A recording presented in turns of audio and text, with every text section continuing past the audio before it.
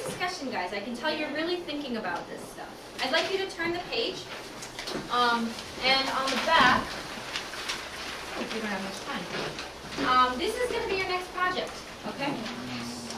Don't groan until you hear about it. Hammurabi is a ruler from Mesopotamia who is remembered today for the written code of laws and reforms that he left behind. If you were the leader of a civilization, what reforms would you make? Create a project showing the changes you would make if you were in charge. Basically what I want you to do is I want you to think about what reforms you would make if you were the president of the world and you could change whatever you wanted. All right? I want you to include 3 reforms in your project. All right? One for the school level. So think about a reform you could make in your school.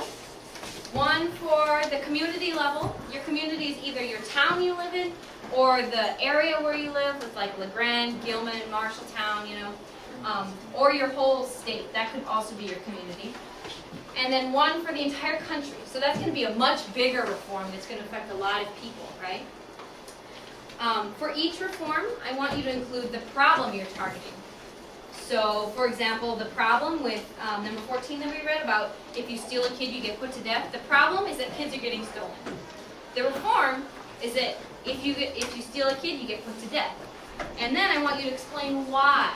Why is it important that this problem is solved? Why is it important that this reform exists, okay? And that's a big one. I really want you to think hard about that because I really want you to be able to explain yourself, why you think what you think. Yes, Lynn? On the problem you're targeting, you have to put 3 sentences for each of the...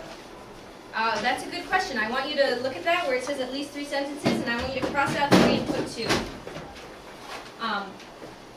All right, so I want you to have 2 sentences for each of these things. 2 sentences about the problem, 2 sentences about the reform, and 2 sentences about why. And then you need a color picture for each of the 3, okay? If you get done with that and you want to go for extra credit, you can do one for the whole world, which is going to be a huge reform, right? That everyone in the world has to listen to. You may present your project in different ways. You can make a booklet. I did this project last night just to see how it would go, and I made a booklet, and I can help you make this if you want. You can make a poster. We have paper for you to make posters. You can make an advertisement trying to convince people why your reform should be passed. Or you could make a series of folders, which is basically you'll take a piece of computer paper and fold it into 4 squares. And then in each of the squares you'll write the problem, the reform, the reason why, and then your picture. And you'll do one for each of the 3 reforms, or 4 if you choose for extra credit, and then we'll just staple them together in a packet. All right, so you get to choose. If you have your own idea that you think would be better than any of these, come up to me after class or later, and we'll talk about it and see if it's going to work. Okay? Yes, Tina. For the poster, can we do 3 in 1? Yeah, you could do 1 poster for each, or you could try to put them all in 1 poster.